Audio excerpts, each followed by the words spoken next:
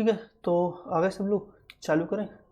ठीक है, तो आज हम लोग पढ़ने वाले हैं यूरिन माइक्रोस्कोपिक एग्जामिनेशन के बारे में। जैसे अभी तक हम लोगों ने फिजिकल एग्जामिनेशन के बारे में पढ़ लिया है यूरिन की, और हम लोगों ने केमिकल एग्जामिनेशन के बारे में पढ़ लिया है। फिजिकल में हम यूरिन को सिर्फ देख करके बता रहे थे कि क्या दिक्कत हो सकती है, या फिर नाप करके बता रहे थे। और केमिकल में हम उसके अंदर जो केमिकल थे, शुगर कैसी थी, कीटोन बॉडीज नहीं थी कि नहीं थी, प्रोटीन कैसा था, तो हम लोग केमिकल का हम लोग एनालिसिस करके बता रहे थे कि क्या दिक्कत हो सकती है यूरिन में। तो फिजिकल में हम लोगों ने देखा, यूरिन में हम लोग, केमिकल में हम लोगों ने केमिकल्स देखे। माइक्रोस्कोपिक में हम माइक्रोस्कोप की हेल्प से यूरिन में कौन से फॉर्म्ड एलिमेंट हैं, फॉर्म्ड एलिमेंट से हमारा मतलब है कि आरबीसी, डब्ल्यूबीसी, पैरासाइट कैसे हैं, या फिर बैक्टीरिया दिख रहे हैं कि नहीं दिख रहे हैं, कोई कास्ट तो नहीं दिख रहा है, या फिर कोई हमारा क्रिस्टल तो नहीं है। तो ये फॉर्म्ड एलिमेंट होते हैं जो कि किडनी के द्वारा बनाए जाते हैं, या फिर किडनी के द्वारा निकल जाते हैं ब्लड से फिल्टर होकर के। तो इनके बारे में आज हम लोग माइक्रोस्कोपिक एग्जामिनेशन में पढ़ने वाले हैं। तो माइक्रोस्कोपिक एग्जामिनेशन इसलिए भी इम्पोर्टेंट है क्योंकि यहाँ पे हम लोग माइक्रोस्कोप की हेल्प से देख सकते हैं सामने कि यार बैक्टीरिया दिख रहे हैं कि नहीं दिख रहे हैं हमको, या फिर आरबीसी दिख रही हैं तो कितनी दिख रही हैं आरबीसी। तो उससे हम बता सकते हैं कि इसको क्या दिक्कत हो सकती है। जैसे अगर किसी को माइल्ड इन्फेक्शन अगर होता है यूटीआई का, तो उसकी जो यूरिन है उसमें 5 से 10 हमको पस्सेस देखने के लिए मिलती हैं। लेकिन वहीं अगर किसी को सीवियर इन्फेक्शन हो जाए यूटीआई का, तो उसकी मोर देन 20 उसकी यूरिन में पस्सेस देखने के लिए मिलने लगती हैं। तो हम माइक्रोस्कोप में देख करके यूरिन को सेंट्रीफ्यूज करके हम बता सकते हैं कि उसको अभी स्टार्टिंग है यूटीआई इन्फेक्शन का, कि या फिर सीवियर हो गया है, या फिर आरबीसीज बहुत ज़्यादा देखने के लिए मिलने लगे हैं।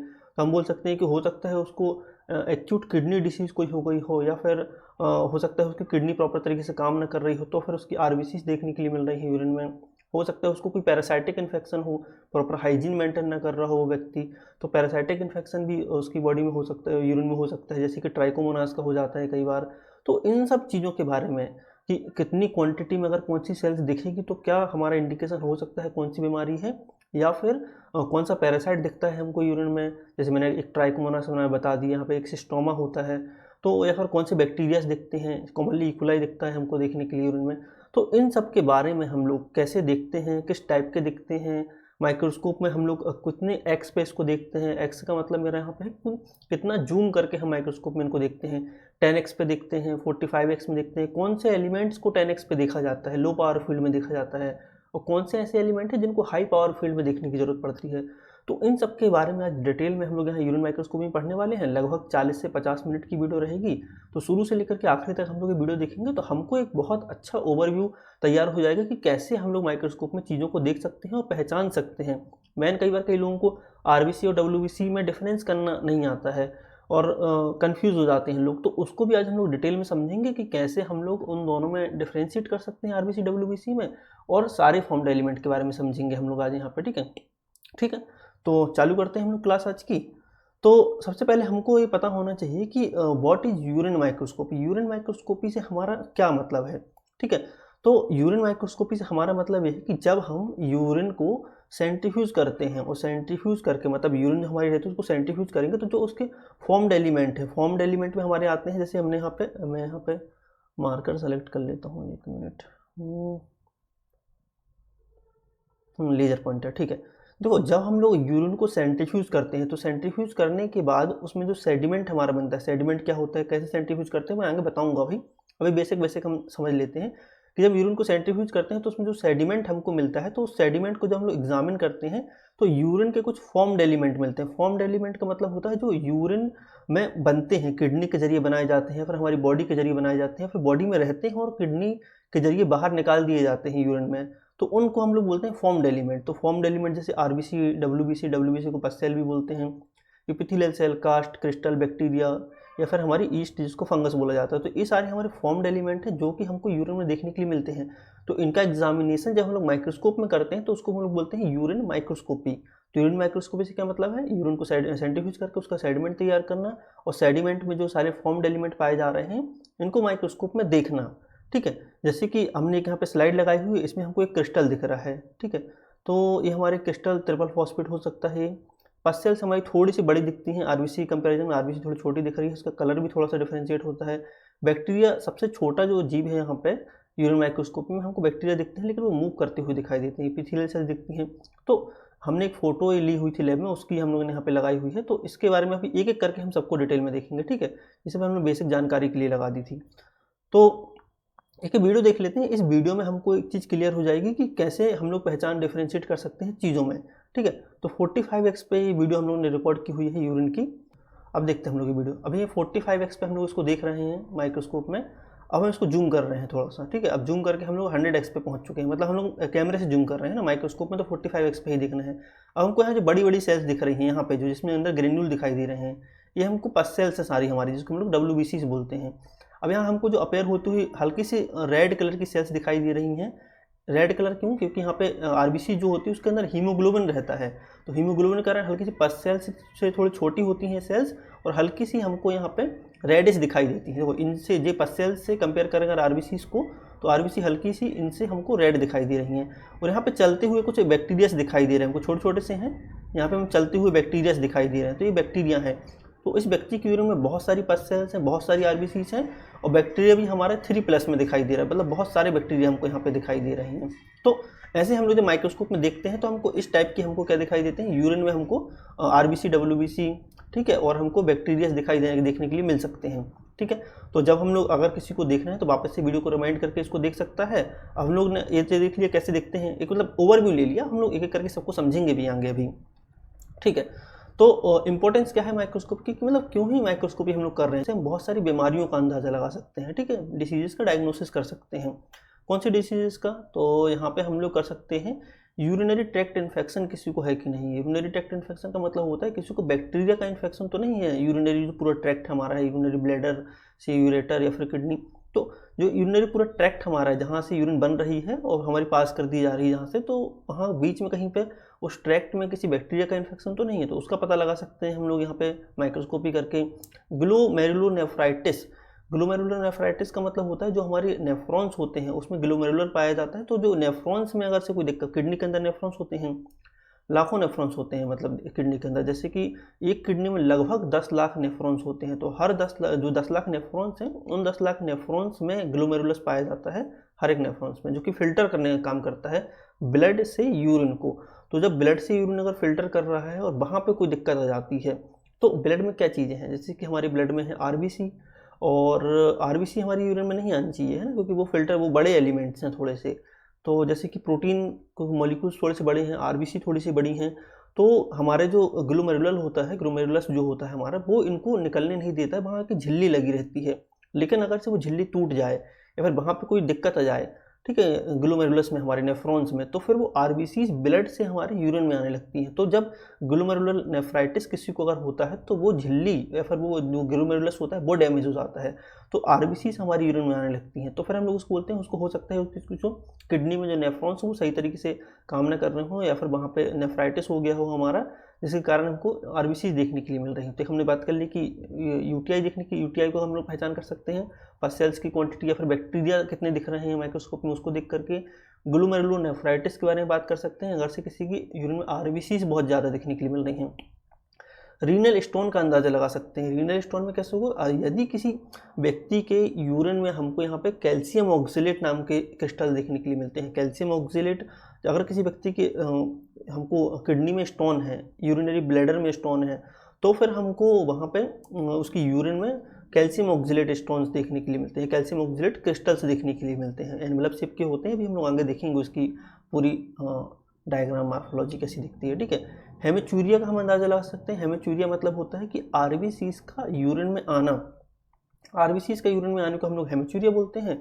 अगर से हेमेचूरिया अगर किसी व्यक्ति को है, आरबीसी उसकी यूरिन में आ रही हैं, तो हम लोग यूरिन माइक्रोस्कोपी करके बता सकते हैं उसका हेमेचूरिया है। हेमेचूरिया कई कारण से हो सकता है, एक तो ग्लोमेरुलोनेफ्राइटिस के कारण हो सकता है, या फिर उसको ट्रॉमा हुआ हो, कहीं इंजरी हुई हो उसके किडनी के अंदर, या फिर स्पोर्ट्स खेल रहा हो तो कुछ उसको स्पोर्ट्स में इंजरी हो गई हो। तो कोई भी इंजरी अगर से हो रही है या फिर किडनी डैमेज हो रही है, तो उस टाइम पे हमको यहाँ पे आरबीसीज देखने के लिए मिलती है। कई बार जब किसी पेशेंट को जो यूरिन पास नहीं कर पाता है तो उनको हम लोग कैथेटर लगाते हैं, जिससे कि हम लोग इसकी यूरिन को निकाल सकें। ठीक है। तो कैथेटर कई बार सही तरीके से नहीं लगाया हमने, तो उस टाइम पे भी जो जो हमारा यूरेटर है, फिर जो ट्रैक्ट है, यूरिनरी ट्रैक्ट है, वो डैमेज अगर से हो जाए उसके कारण, तो भी हमको यहाँ पे कुछ मात्रा में हमको हीमोचूरिया देखने के लिए मिल सकता है, आरबीसीज हमारी यूरिन में आ सकती हैं। तो हम मतलब माइक्रोस्कोपी करके यूरिन की बहुत सारी बीमारियों के बारे में यहाँ पे अंदाज़ा लगा सकते हैं, हमें बता सकते हैं कि कौन सी बीमारी हो सकती है। तो इसलिए हम लोग यहाँ पे यूरिन माइक्रोस्कोपी हमारे लिए बहुत इंपॉर्टेंट चीज़ हो जाती है। और इन सब चीज़ों के अलावा अगर से किडनी डैमेज हो रही, अर्ली इंडिकेशन भी हम लोग यहाँ पता कर सकते हैं कि यार किडनी डैमेज हो रही है, थोड़े बहुत आरबीसी या पसल्स देख करके हम बता सकते हैं कि इसकी किडनी डैमेज हो रही है, तो उसका हम लोग ट्रीटमेंट कर सकते हैं। ठीक है। कई बार हम ट्रीटमेंट कर रहे हैं, मान लो किसी को यूटीआई इन्फेक्शन निकला, उसकी पस सेल्स 100 से 200 आ रही है हमारी, मतलब 100 के ऊपर जा रही है हमारी पर HPF हमारी, हम उसका ट्रीटमेंट कर रहे हैं, तो हमने उसका 2 दिन के बाद कराया, ट्रीटमेंट करने के बाद उसकी 50 दिखने लगी हैं पस सेल्स हमारी यूरिन में। फिर हमने उसको 5 दिन के बाद कराया तो उसकी 10 से 20 दिखने लगी, जो 1 हफ्ते के बाद कराया तो नॉर्मल उसकी पस सेल्स हो गई उसकी यूरिन में। तो हम लोग जब ट्रीटमेंट करते हैं किसी व्यक्ति का, तो भी हम लोग ट्रीटमेंट की मॉनिटरिंग के लिए भी हम लोग यहाँ पे यूज़ कर सकते हैं यूरिन एग्जामिनेशन को, मतलब यूरिन माइक्रोस्कोपी को, जिसमें हम लोग उन सेल्स को जिनका हम लोग ट्रीटमेंट कर रहे हैं, या फिर जब किडनी की डिसीज़ किसी को है, यूटीआई है, तो उनका हम लोग जब ट्रीटमेंट कर रहे हैं, तो भी हम यहाँ पे इसको मॉनिटर करने के लिए हम लोग यहाँ पे यूरिन एग्जामिनेशन कर सकते हैं। जैसे किसी का किडनी में स्टोन है, रीनल स्टोन है, तो उसमें क्रिस्टल दिखेंगे हमको माइक्रोस्कोप में, कैल्शियम ऑक्सलेट्स दिखेंगे। जब उसका ट्रीटमेंट करेंगे, उसका स्टोन रिमूव कर देंगे, और उसके कुछ 1-2 महीने बाद हम लोग जब करा के देखेंगे, तब भी अगर से दिख रहे हैं हमको, तो हो सकता है कुछ हो स्टोन थोड़े बहुत अंदर बाकी, या फिर नहीं दिख रहे हैं, तो हम बोल सकते हैं कि चलो ठीक है, अभी तो नहीं दिख रहे हैं इसके, मतलब ठीक ठाक हम लोगों ने इसकी सर्जरी की हुई है, या फिर हम लोगों ने ठीक तरीके से उसका ट्रीटमेंट किया हुआ है। तो ट्रीटमेंट का मॉनिटर करने के लिए भी हम लोग यहाँ पे यूरिन माइक्रोस्कोपी का यूज़ करते हैं। ठीक है। और सबसे खास बात है कि सबसे सस्ता है, लो कॉस्ट है हमारा, और रैपिड डायग्नोस्टिक मेथड है। ऐसा नहीं कि 2-3 दिन लग रहे हैं हमको इसको टेस्ट करने में, रैपिडली हम इसको जल्दी से पता कर सकते हैं किसी व्यक्ति माइक्रोस्कोप में देख करके डिपॉजिट बना के उसको, और बहुत कम खर्चे में हम इसको कर सकते हैं। हमको सिर्फ स्लाइड चाहिए, एक ट्यूब चाहिए, हमको कवर स्लिप चाहिए, माइक्रोस्कोप की जरूरत पड़ती है बस। मतलब लो कॉस्ट में हम लोग बहुत अच्छे से बहुत सारी चीज़ों का डायग्नोसिस यहाँ पे कर सकते हैं। इसलिए ये हमारी बहुत इंपॉर्टेंट हो जाता है हमको यूरिन माइक्रोस्कोपी करना। चलिए आगे चलते हैं। अब हम लोग देख लेते हैं, जैसे हम लोगों ने थोड़ी देर पहले बात करी थी, जब यूरिन एग्जामिनेशन की जब हम लोगों ने बात करी थी, तो यूरिन एग्जामिनेशन में हमने देखा था कि 3 टाइप के यूरिन एग्जामिनेशन होते हैं। 2 की हम लोगों ने वीडियो ऑलरेडी यूट्यूब में डाली हुई है, फिजिकल एग्जामिनेशन जिसमें हम लोग यूरिन को देख करके या फिर नाप करके बताते हैं, स्मेल करके बताते हैं कि क्या यूरिन में दिक्कत हो सकती है। दूसरा हम लोगों ने देखा केमिकल एग्जामिनेशन में हम लोग उसके chemicals, protein, glucose, ketone body या ब्लड का चेक करके हम लोग बताते हैं कि उसमें क्या दिक्कत हो सकती है। आज हम लोग पढ़ रहे हैं यूरिन माइक्रोस्कोपी, तो माइक्रोस्कोपी में हम लोग सेल्स का, कास्ट का, क्रिस्टल का, बैक्टीरिया का, पैरासाइट्स को देख करके हम लोग बताते हैं कि उस व्यक्ति की बॉडी में क्या दिक्कत हो सकती है, उसकी यूरिनरी ट्रैक्ट में क्या प्रॉब्लम हो सकती है। चलिए आगे चलते हैं हम लोग। अब हम लोग देखते हैं कि यूरिन सैंपल सही तरीके से कलेक्ट कैसे किया जाए। तो प्रॉपर यूरिन कलेक्शन मेथड जो होती है, सबसे पहले तो हमको फ्रेश सैंपल चाहिए रहता है यूरिन माइक्रोस्कोपी के लिए, क्योंकि अगर से सैंपल में टाइम हो गया अगर से, तो हो सकता है कि उसमें आरबीसी हों, लेकिन आरबीसी वो सैंपल में टाइम हो गया ज़्यादा, 2-3 घंटे हो गए, रूम टेम्परेचर पर रखी हुई है, तो उसकी आरबीसी लाइज हो सकती है, तो गलत डायग्नोसिस हो सकता है। तो जब भी अगर हमको यूरिन माइक्रोस्कोपी करनी है, तो सैंपल फ्रेश होना चाहिए। अर्ली मॉर्निंग सैंपल हो तो ज़्यादा अच्छा है, क्यों? क्योंकि उसमें हमारे जो फॉर्म्ड एलिमेंट है, जो हमने फॉर्म्ड एलिमेंट की बात करी, अब मैं बार बार फॉर्म्ड एलिमेंट के नाम लेके नहीं बताऊंगा, हम फॉर्म्ड एलिमेंट बोलेंगे, ठीक है। जो यूरिन के जो फॉर्म्ड एलिमेंट हैं, उन फॉर्म्ड एलिमेंट का कंसंट्रेशन बहुत ज़्यादा रहता है सुबह की यूरिन में हमारी, ठीक है। और हमको जो कंटेनर में हमको कलेक्ट करना है, वो कंटेनर हमारा क्लीन होना चाहिए, ड्राई होना चाहिए और स्टेराइल होना चाहिए। यहाँ पे क्लीन और ड्राई तो सब लोग समझ ही रहे होंगे, साफ़ होना चाहिए और सूखा हुआ होना चाहिए। और स्टेराइल का मतलब है कि किसी भी टाइप के उसमें फंगल या फिर बैक्टीरियल पहले से, उसमें बैक्टीरिया फंगस उसमें पहले से ना हो, इसलिए हम लोग बोलते हैं स्टेराइल कंटेनर होना चाहिए। स्टेराइल मतलब कि बैक्टीरिया, वायरस या फिर फंगल फ्री होना चाहिए हमारा जो कंटेनर है। तो पूरा स्टेराइल, ड्राई और क्लीन हमारा कंटेनर होना चाहिए। और हमको जब यूरिन कलेक्ट करनी है, तो मिड स्ट्रीम यूरिन कलेक्ट करनी चाहिए। मिड स्ट्रीम यूरिन से क्या होता है, कंटामिनेशन का खतरा बहुत कम हो जाता है, ठीक है। इससे मिड स्ट्रीम यूरिन कलेक्शन करने से फ़ायदा ये होता है कि अगर किसी का हम लोग फॉल्स, हम लोग यहाँ पे फंगल इन्फेक्शन डायग्नोस नहीं करेंगे, फॉल्स बैक्टीरियल इन्फेक्शन डायग्नोस नहीं करेंगे, या फिर कई बार क्या होता है कि अगर से हमने सही तरीके से मिड स्ट्रीम की यूरिन कलेक्ट नहीं करी है, तो हमको कुछ एपिथेलियल सेल्स, खास करके स्क्वैमस एपिथेलियल सेल्स हमको देखने के लिए मिल सकती हैं, जो कि कंटामिनेशन का हमारा संकेत हो सकते हैं, ठीक है। तो मिड स्ट्रीम कैसे कलेक्ट करते हैं, सबसे पहले थोड़ी सी सुबह की यूरिन जो रहेगी उसमें थोड़ी सी पहले की यूरिन पास कर देंगे, उसके बाद जो बीच की यूरिन रहेगी उसको कलेक्ट करेंगे, और लास्ट वाली यूरिन को भी हम लोग यहाँ पे कलेक्ट नहीं करेंगे। जब यूरिन होती है तो यूरिन के बीच वाले पार्ट को हम लोग यहाँ पे कलेक्ट करेंगे उनको, तो उसको हम लोग मिड स्ट्रीम यूरिन बोलते हैं, ठीक है। सैंपल कलेक्शन और हैंडलिंग और हम लोग उसका स्टोरेज की बात कर लेते हैं। तो सबसे पहले अगर से हमको सैंपल कलेक्ट करते हैं हम लोग कलेक्शन के, हम लोग को 1 घंटे के अंदर एग्जामिनेशन कर लेना चाहिए हमको, क्योंकि 1 घंटे के अंदर एग्जामिन करेंगे तो हमको अच्छे रिजल्ट देखने के लिए मिलेंगे माइक्रोस्कोपी के।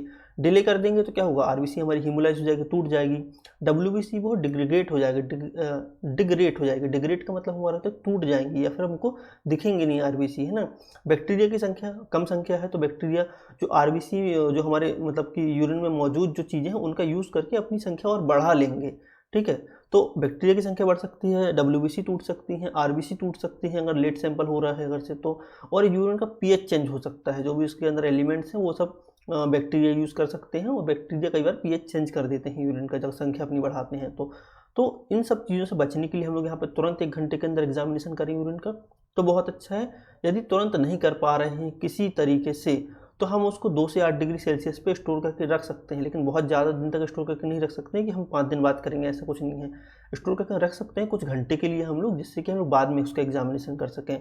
पुराना सैंपल होने से क्या है, गलत रिजल्ट आ सकते हैं, इंटरप्रिटेशन गलत हो सकता है और डायग्नोसिस गलत हो सकता है उस पेशेंट का।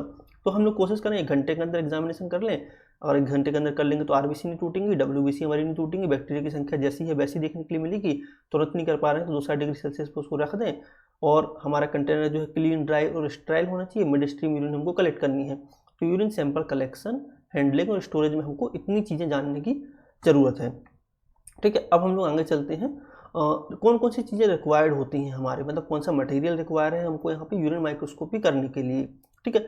तो बेसिक चीज़ें ही हैं, बहुत ज़्यादा चीज़ें इसमें नहीं है। जैसे कि हमारे पास होनी चाहिए एक सेंट्रीफ्यूज मशीन हमारे पास होनी चाहिए, जिसमें कि हम यूरिन को सेंट्रीफ्यूज कर सकते हैं। फिर दूसरी हमारी होती है टेस्ट ट्यूब हमारे पास होनी चाहिए।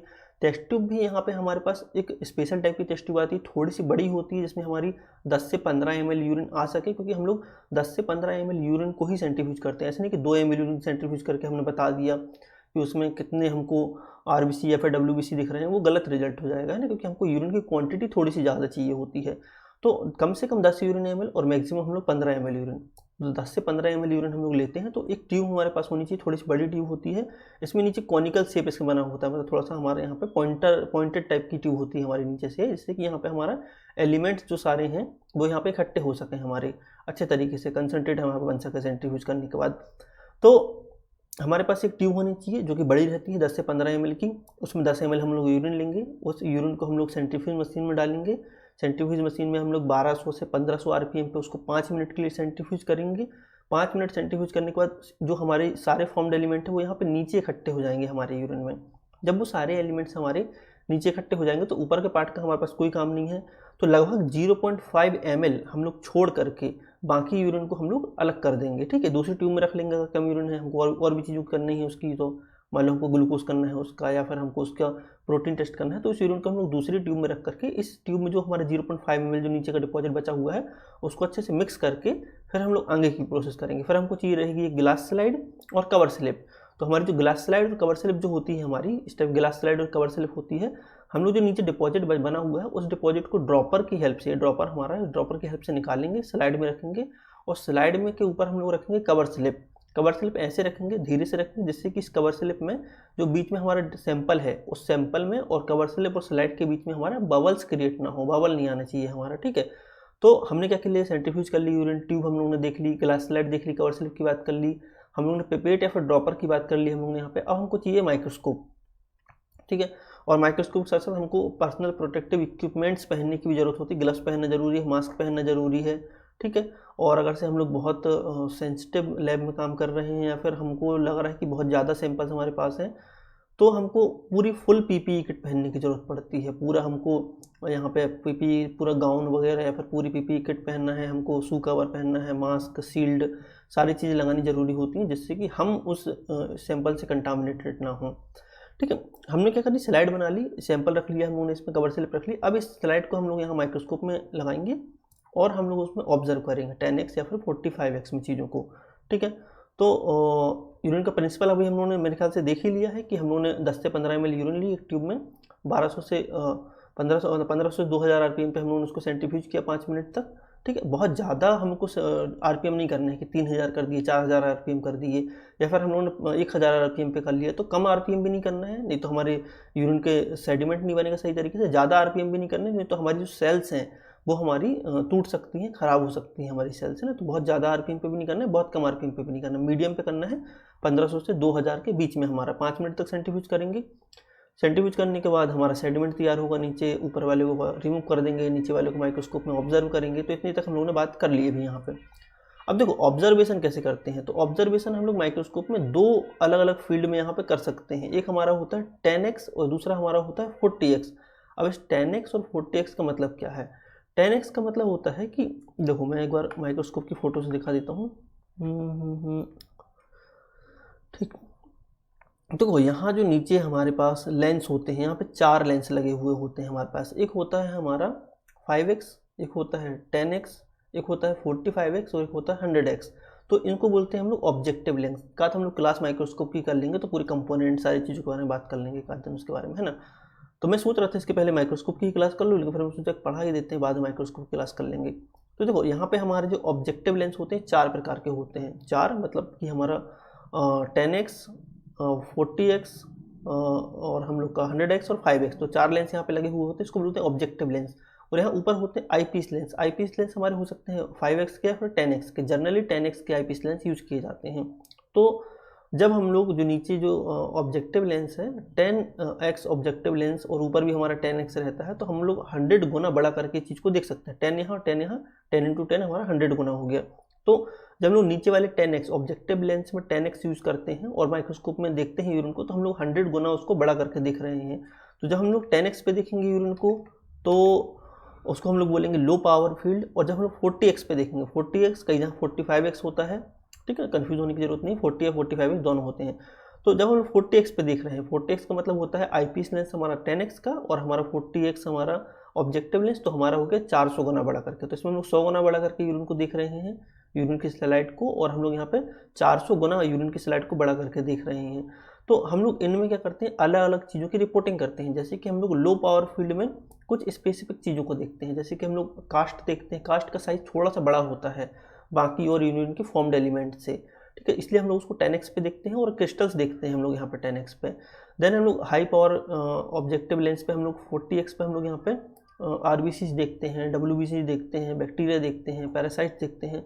तो वो सब चीज़ें हम लोग यहाँ 40x पे देखते हैं। तो हम लोगों ने सेडिमेंट बना लिया, यूरिन देख लिया हम लोगों ने, और हम लोगों ने एक माइक्रोस्कोप का ओवरव्यू ले लिया कि हम लोग को कैसे ऑब्जेक्टिव लेंस सेट करना है, कैसे हमको आईपीस लेंस देखना है और कितने एक्स पे हमको कौन सी चीज़ें देखनी है। अब हम लोग स्लाइड प्रिपरेशन की बात कर लेते हैं। मेरे ख्याल से स्लाइड प्रिपरेशन की हम लोगों ने अभी बात कर ही ली है, तो इस स्लाइड में ज़्यादा दिक्कत नहीं है कि हमने देखा आरपीएम पे सेट कर लिया, 0.5 ml का सेडिमेंट बना लिया, स्लाइड ले ली, स्लाइड में हम लोगों ने यूरिन रख ली और यूरिन को हम लोगों ने यहाँ पे स्लाइड बना ली। अंडर माइक्रोस्कोप हम लोग उसको देखेंगे। अब माइक्रोस्कोपी की बात करें, जैसे मैंने बताया कि लो पावर फील्ड या फिर हाई पावर फील्ड में हम लोग अलग अलग चीज़ों का ऑब्जर्वेशन करते हैं। जैसे कि हम लोग लो पावर फील्ड 10x में हम लोग क्रिस्टल और कास्ट देखते हैं, ठीक है। ये हमारा दिख रहा है कैल्शियम ऑक्जेलेट का क्रिस्टल, ठीक है। और यहाँ पे हमको इनविजिबल टाइप का थोड़ा सा जो हाइलिन कास्ट होता है वो इनविजिबल होता है, तो और उसका कोई क्लिनिकल इंपॉर्टेंस ऐसी है नहीं है कि हम लोग कोई बीमारी होगी तभी हाइलिन कास्ट दिखाई देगा। हाइलिन कास्ट अधिकतर डिहाइड्रेशन की कंडीशन में भी हमको दिखाई दे सकते हैं और ट्रांसपेरेंट टाइप के ही होते हैं, कोई उसका कलर वगैरह नहीं दिखता है। थोड़ा सा मुश्किल होता है देखना, लाइट थोड़ा धीमी करके देखेंगे तो हमको हाइलिन कास्ट दिखाई दे जाते हैं। तो हाइलिन कास्ट यहाँ पे एक दिख रहा है, ये कैल्शियम ऑक्जेलेट पड़े हुए हैं हमारे। तो हम लोग क्या करते हैं, लो पावर फील्ड पे हम लोग कास्ट देखते हैं। कास्ट भी बहुत सारे टाइप के होते हैं, टाइप समझेंगे हम उसके। क्रिस्टल भी बहुत सारे टाइप के होते हैं। एसिडिक यूरिन में अलग क्रिस्टल दिखाई देते हैं, और एल्कलाइन यूरिन अगर किसी की है, मतलब 7 से कम पीएच अगर किसी की यूरिन का है, एसिडिक है, तो उसके में अलग हमको क्रिस्टल दिखाई देंगे। और 7 से ज़्यादा अगर पीएच यूरिन का है, एल्कलाइन पीएच है, तो उसके में अलग क्रिस्टल दिखाई देंगे। इनके बारे में डिटेल में बात करेंगे और कास्ट के बारे में डिटेल में बात करेंगे, जो कि हमको 10x ऑब्जेक्टिव लेंस में जिसको हम लोग देखते हैं। और रिपोर्टिंग भी हम लोग ऐसे ही करते हैं, जैसे कि हम लोग जब आरबीसी, डब्ल्यूबीसी या फिर पैरासाइट या फिर बैक्टीरिया या फिर एपिथेलियल सेल की जो रिपोर्टिंग करते हैं, तो हम लोग रिपोर्टिंग कैसे करते हैं, 10 से 12 आरबीसी पर हाई पावर फील्ड पर एचपीएफ। लेकिन जब हम लोग कास्ट की रिपोर्टिंग करते हैं तो हम लोग कैसे रिपोर्टिंग करते हैं कि 1 से 2 कास्ट पर एलपीएफ, लो पावर फील्ड, ऐसे करके। तो हम लोग एलपीएफ या फिर एचपीएफ में जब रिपोर्टिंग करते हैं तो वो 10x और 40x उसका मतलब होता है हमारा, ठीक है।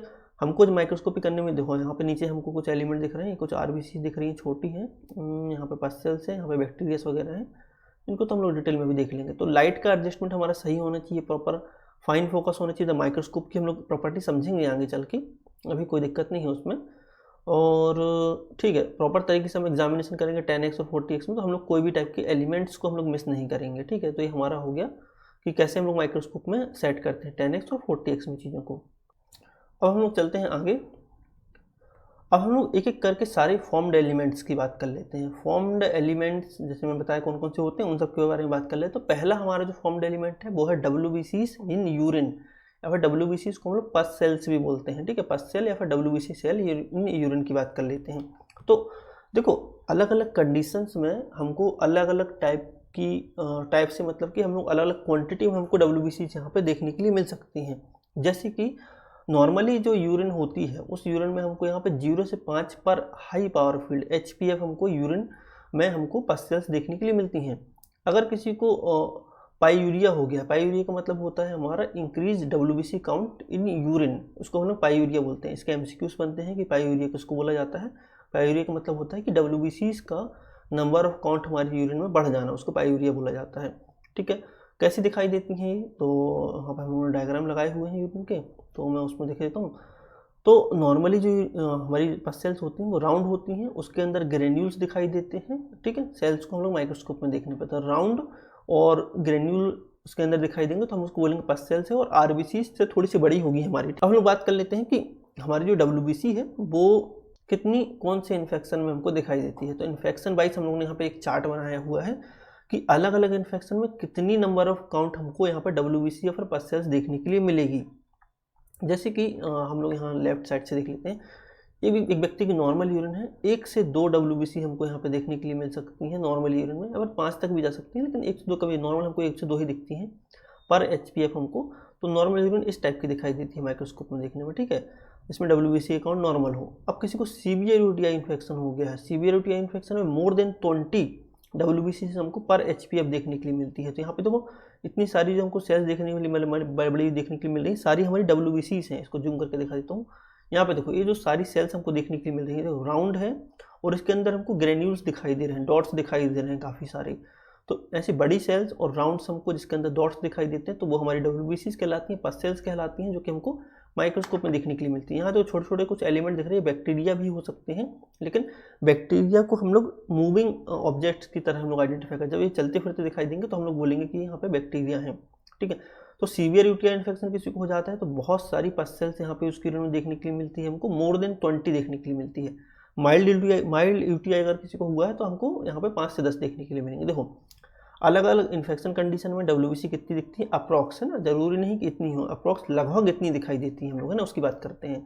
किसी को माइल्ड UTI इन्फेक्शन हुआ है, फिर अर्ली इन्फेक्शन हुआ है, अभी इन्फेक्शन हुआ है, तो उसको 5 से 10 हमको पस सेल्स दिखाई देंगी पर HPF। सीवियर UTI इन्फेक्शन उसको अगर हुआ है तो हमको मोर देन 20 मतलब 20 से ज़्यादा पस सेल्स पर HPF देखने के लिए मिलेंगी। किसी को पाइलोनेफ्राइटिस हो गया है, पाइलोनेफ्राइटिस का मतलब होता है कि सीवियर इन्फेक्शन हो जाना, बैक्टीरिया का इन्फेक्शन हो सकता है। ठीक है, उसको, और उसमें उसकी नंबर ऑफ RBCs बढ़ जाना। ठीक है, तो उसको हम लोग यहाँ पे पाइलोनेफ्राइटिस बोलते हैं। ठीक है, हमारे यूरिनरी ट्रैक्ट के अपर पार्ट में, मतलब कि हमारा जो होता है यूरिनरी ब्लैडर, उसके ऊपर की तरफ यूरेटर या फिर हमारे किडनी की तरफ इन्फेक्शन हो जाना, तो उसमें भी हमको मोर देन 20 हमको WBC या फिर पस सेल्स देखने के लिए मिलती है। साथ में हमको WBC कास्ट देखने के लिए मिलेगा। अब WBC कास्ट क्या है, हमने साइड में बनाया हुआ है। ठीक है, WBC कास्ट का मतलब होता है WBC जो हमारी हैं ये इकट्ठी हो जाएं, ऐसे एक साथ हो जाएं और एक लंबा सिलेंड्रिकल शेप बनाएं। मतलब यहाँ WBC भरी हुई हैं और ये WBC आपस में जो जुड़ी हुई हैं वो एक टाइप का प्रोटीन होता है। ठीक है, तो जब हमारी किडनी जो होती है, किडनी में ही हमारे जितने भी कास्ट हैं वो बनते हैं, अपर यूरिनरी ट्रैक्ट में कास्ट सारे बनते हैं। तो जब WBC कास्ट यदि किसी व्यक्ति की किडनी में बनने लगे इस टाइप से, मतलब कि जो प्रोटीन का एक मैट्रिक्स बनेगा, इसका मतलब जाल टाइप का बनेगा प्रोटीन का, और उस प्रोटीन के जाल में हमारे यहाँ पे WBC हमको यहाँ पे फंसी हुई मिलेंगी। जैसे बड़े बड़े हमको WBC कास्ट देखने के लिए मिलेंगे और साथ में हमको WBC कास्ट के साथ में हमको यहाँ पे WBCs भी देखने के लिए मिलेंगी। तो हम लोग उसको बोलेंगे कि उसको पाइलोनेफ्राइटिस हो गया है, या फिर उसको अपर यूरिनरी ट्रैक्ट में बहुत सीवियर यूरिनरी ट्रैक्ट इन्फेक्शन उसको हो गया। तो इसमें हमको यहाँ पे इस टाइप की चीज़ें WBC कास्ट प्लस हमको पस सेल्स देखने के लिए मिलती हैं। अब किसी को क्रोनिक UTI इन्फेक्शन हुआ है मान ले, मतलब कि इसको अभी नहीं हुआ है, ठीक है, इसको हम लोग परसिस्टेंस पायूरिया भी बोलते हैं। परसिस्टेंस पायूरिया का मतलब होता है कि उसको लंबे समय से या फिर बार बार उसको यूटीआई का इन्फेक्शन हो रहा है, मतलब अभी हुआ फिर कुछ दिन बाद फिर हो गया, लंबे समय से उसको यूटीआई का इन्फेक्शन बना हुआ है, बार बार यूटीआई का इन्फेक्शन हो रहा है, तब हम उसकी यूरिन को जब एग्जामिनेशन करेंगे माइक्रोस्कोप में तो हमको 10 से 25 यहाँ पे पर एचपीएफ हमको पस्सेल्स देखने के लिए उसकी यूरिन में मिलेंगी। ठीक है। अब यहाँ पे प्रोस्टेटाइटिस अगर किसी को मेल्स में देखने के लिए मिलता है, क्योंकि प्रोस्टेट ग्लैंड जो है मेल्स में पाई जाती है, तो अगर से किसी को मेल्स को यहाँ पे प्रोस्टेटाइटिस अगर हो गया है तो उसकी यूरिन में हमको यहाँ पे 10 से 20 पस्सेल्स पर एचपीएफ देखने के लिए मिलेंगी। देन यदि किसी को फंगल इन्फेक्शन है, ठीक है, कैंडाइडा का फंगल इन्फेक्शन है, तो उसकी यूरिन में हमको अगर फंगल इन्फेक्शन के साथ में अगर से WBCs भी बढ़ रही हैं तो वो हमारा पैथोलॉजिकल हो जाता है। नॉर्मली अगर फंगस वगैरह दिखती है और अगर कोई पस्सेल्स या फिर RBCs नहीं दिख रही हैं तो हम उसको बोलेंगे कि हो सकता है कंटामिनेशन हो गया हो। लेकिन यदि किसी को ईस्ट सेल्स दिख रही हैं, मतलब फंगल सेल्स दिख रही हैं हमारे यूरिन में, और साथ में उसमें हमको यहाँ पे पस्सेल्स भी देखने के लिए मिल रही हैं 10 से 20, तो पस्सेल्स प्लस हमारी ईस्ट सेल्स मतलब हमारी तो फंगल सेल्स, तो उसको हो सकता है कि उसको फंगल इन्फेक्शन हो गया उसको यूरिनरी ट्रैक्ट में। और अधिकतर हमको कॉमनली कैंडाइडा का फंगल इन्फेक्शन देखने के लिए मिलता है यूरिनरी ट्रैक्ट में। ठीक है। पैरासाइटिक इन्फेक्शन के साथ में हमको कभी कभी WBC देखने बढ़ी हुई देखने के लिए मिलती हैं, तो जैसे कि ट्राइकोमोनास का इन्फेक्शन है और साथ में उसको 5 से 15 हमको पर एचपीएफ हमको यहाँ पे देखने के लिए मिल रही है पस्सेल्स, तो हो सकता है उसको यहाँ पे पैरासाइटिक का इन्फेक्शन और ट्राइकोमोनास देखने के लिए मिलेंगे, साथ में पस्सेल्स भी देखने के लिए मिल रही है, मतलब कि उसको इन्फेक्शन बढ़ा हुआ है। जो ट्राइकोमोनास होते हैं वो हमको एक मोटाइल ऑर्गेनिज्म होते हैं। मोटाइल ऑर्गेनिज्म मतलब कि ट्राइकोमोनास में होता यह है कि ट्राइकोमोनास एक टाइप का पैरासाइट है, पहली बात तो ये है, और वो मोटिलिटी करता हुआ दिखाई देता है। मोटिलिटी मतलब चलता फिरता दिखाई देता है यूरिन में, और बहुत फास्ट चलता है।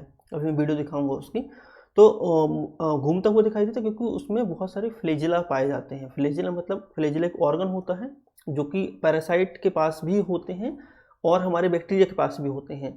तो फ्लेजिला पैरासाइट के पास पाया जाता है हमको, और उस फ्लेजिला की हेल्प से वो चलता फिरता है यहाँ से वहाँ यूरिन में, तो वैसे हमको दिखाई देते हैं चलते फिरते। तो अगर वो ट्राइकोमोनास दिख रहे हैं किसी व्यक्ति की यूरिन में और साथ में उसमें पस्सेल्स भी दिख रहे हैं, तो उसको बोलेंगे कि उसको इन्फेक्शन है। ठीक है। देन अगर से किसी को रीनल एब्सेस है, मतलब पस बन रही है किडनी वगैरह में, या फिर सीवियर किडनी इन्फेक्शन अगर उसको हो गया है, तो उसमें पैक्ड फील्ड ऑफ WBCs दिखाई देंगी। पैक्ड फील्ड ऑफ WBCs का मतलब होता है कि जब हम उसको सेंट्रीफ्यूज करके माइक्रोस्कोप में देखेंगे तो हमको पूरी फील्ड में बहुत ज़्यादा कंसंट्रेशन ऑफ WBCs दिखाई देंगे। मतलब उसका अगर काउंट करने के लिए हम लोग जाएँ तो एक ही फील्ड में हमको यहाँ पे 300 से 400 WBC हम देख सकते हैं पर HPF। तो बहुत ज़्यादा मात्रा में पूरी फील्ड में हमको सिर्फ WBC ही दिखाई देंगी। अगर किसी को रीनल एब्सेस है, मतलब कि किडनी में वगैरह पस बन रही है उसको, या फिर उसको सीवियर किडनी इन्फेक्शन अगर उसको हो गया है, तो हमको पैक्ड पूरी फील्ड ही हमको पैक्ड दिखाई देगी WBC से। ठीक है। तो ये हमने देख लिया कि अलग अलग बीमारियों में, ठीक है, तो ये हमने बात कर ली कि कैसे अलग अलग बीमारी में हमको बहुत सारे अलग अलग टाइप के हमको यहाँ पर पस्सेल्स का नंबर ऑफ काउंट देखने के लिए मिलता है। तो ये हमारी होगी पस्सेल्स के बारे में। अब लोग दूसरी बात करेंगे RBCs के बारे में। ठीक है। तो RBCs in urine, RBCs in urine का मतलब होता है हेमिचूरिया, मतलब कि अगर RBC ही डायरेक्ट यूरिन में आ जा रही हैं तो उसमें हेमिचूरिया की कंडीशन उसको बोलते हैं। एक हमने एक और कंडीशन पढ़ी थी हीमोग्लोबिनूरिया, मतलब उसमें RBC टूट करके उसका सिर्फ हीमोग्लोबिन यूरिन में देखने के लिए मिलता है। ठीक है। लेकिन जब RBC हमको माइक्रोस्कोप में दिखाई देंगी तो उसका मतलब होता है हेमिचूरिया, RBCs का यूरिन में आ जाना। ठीक है। नॉर्मली जो RBC है वो बहुत थोड़ी सी मात्रा में, मतलब कि हमको पर फील्ड हमको 1 से या 2 या फिर 0 से 2 हमको, या फिर 1 भी देखने के लिए मिलेगी, या फिर 1 से 2 हमको देखने के लिए यहाँ पे मिल सकते हैं पर HPF, तो वो नॉर्मल है, कोई दिक्कत नहीं उस व्यक्ति को। लेकिन यदि किसी की यूरिन में RBCs का नंबर ऑफ काउंट इंक्रीज होता है तो उस टर्म को हम लोग यहाँ पे हेमिचूरिया बोलते हैं, हमने बता दिया अभी। अब मैं इसमें थोड़ा सा यहाँ पे पेंसिल सेट कर लेता हूँ, लेजर पॉइंट। ठीक है। अब देखें कि कैसे दिखाई देती हैं यूरिन में RBCs, तो राउंड बाइकॉनकेव शेप की हमको दिखाई देती हैं। कई बार हमको डिस्मॉर्फिक RBCs भी दिखाई दे सकती हैं, जो कि हमारा ग्लोमेरुलर डिसीज का इंडिकेशन होता है। तो इसका मतलब क्या हुआ अब यहाँ पर डिस्मॉर्फिक का मतलब, देखो नॉर्मली यूरिन जो है राउंड दिखाई देती हैं, बाइकॉनकेव शेप की दिखाई देती हैं। यदि किसी का ग्लोमेरुलर जो है, जो हमारा कैप्सूल होता है, ग्लोमेरुलर कैप्सूल मतलब कि जो हमारा किडनी के अंदर जो नेफ्रॉन्स पाए जाते हैं उसका जो हेड वाला जो पार्ट होता है नेफ्रॉन्स का, जिसको हम लोग ग्लोमेरुलस बोलते हैं, तो उस हेड वाले पार्ट में एक बहुत पतली सी झिल्ली होती है जो कि ब्लड से RBC को यूरिन में आने से रोकती है।